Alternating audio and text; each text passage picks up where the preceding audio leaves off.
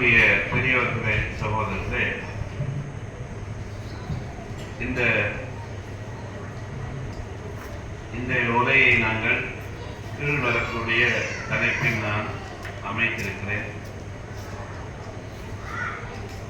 அதாவது சங்கை மிகு அல் குர்ஆனுடைய இலக்கத்தின் பின்னரான சமூக மாற்றம் என்ற இந்த தலைப்பில் பிரதான பொருளடக்கமாக அல்லது கருப்பொருளாக பின்வரக்கூடிய அம்சங்கள் இங்கே உங்களுக்கு கோடிடப்பட்டிருக்கிறது. இவ்வளவையும் நீங்கள் உள்வாங்கக்கூடிய நிலை இருக்குமாக இருந்தால் இந்த தலைப்புக்கு சென்றடையலாம் என்பதுதான். அதுக்காகத்தான் நான் இந்த தலைப்பு போட்டிக்கிறேன்.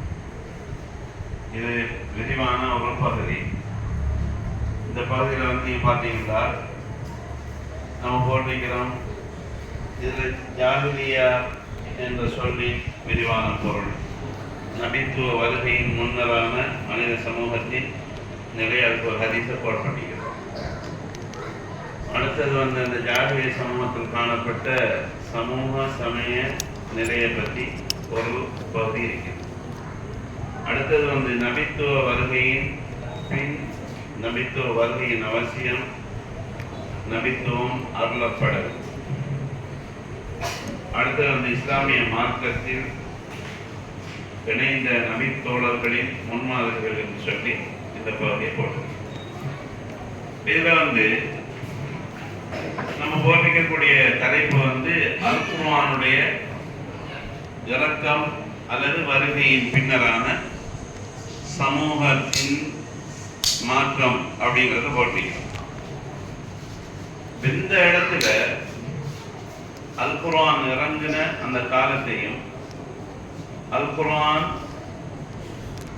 இறங்கும் போது வாழ்ந்த அந்த சமூகத்தையும் அவருடைய பண்பாட்டையும் வர்ணிக்கக்கூடிய ஒரு கதை சொல்லுதான் ஜாஹிலியா என்று சொல்றது. ஜாஹிலியா சமூகம் என்று சொல்லி சொல்வார். ஜாஹிலியா என்று சொன்னால் என்ன என்று சொல்லி நாங்கள் தேடி பார்க்கின்ற போது, இஸ்லாம் அல்லாத பண்பாடுகளை, கோட்பாடுகளை, கலாச்சாரங்களை உள்ளடக்கிய அநாகரீகமான போக்கை கொண்ட ஒரு சமூக அமைப்பு என்று சொல்லி நாங்கள் அதற்கு என்ன செய்யலாம், வரைவிலக்கணம் படுத்தலாம். என்றால் ஜாஹிலியா என்று சொல்லக்கூடிய அந்த வார்த்தை குர்ஆன்ல அந்த பொருள்களை தரக்கூடிய மாதிரி இருக்குது. 4 இடங்கள்ல ஜாஹிலியா அப்படிங்கிற சொல்லு இடம் பெற்றிருக்கிறது. அல்லாஹ் தஆலா அந்த ஜாஹிலியா அப்படிங்கிற அந்த சொல்ல நான் சொன்ன அந்த பொருளில் கையாண்டிருப்பதோடு நபிகள் நாயகம் ஸல்லல்லாஹு அலைஹி வஸல்லம் அவருடைய காலத்திலேயும் ஒரு சில பண்பாடுகளை சொல்ற நேரம் நபி அது ஜாஹிலிய பண்பாடு அப்படின்னு சொல்லிக்கிறான். உதாரணமா ஒரு செய்தி சொல்லலாம். அபூ தர் கிஃபாரி என்று சொல்லக்கூடிய பேணுதலான ஒரு நபித்தோழர். அபூ தர் கிஃபாரியை நீங்கள் தேடி யாருக்கமாவது கேட்டால் அபூ தர் கிஃபாரி ஒரு சிறந்த பேணுதலான ஒரு நபித்தோழர். அந்த நபித்தோழர் நபியுடைய ஹதீஸ்களை அணுவணுவாக பின்பற்றுகின்ற எல்லா சஹாபாக்களையும் போல ஒரு முன்மாதிரி மிக்க தோழர். அவர் ஒரு நாள் ஒரு சபைக்கு வருகின்ற போது அவருக்கும் அவருடைய அடிமைக்கும் ஒரே மாதிரியான ஆடையோடு வருகிறார். அப்படி என்றால் முதலாளிக்கும் அதே ஆடை, தொழிலாளிக்கும் அதே ஆடை. அப்போ முதலாளி தொழிலாளி வர்க்கம் என்ற ஒரு வர்க்கம் இப்பவும் இருக்கிறது, பிரித்து பார்ப்பார்கள், அப்படித்தானே?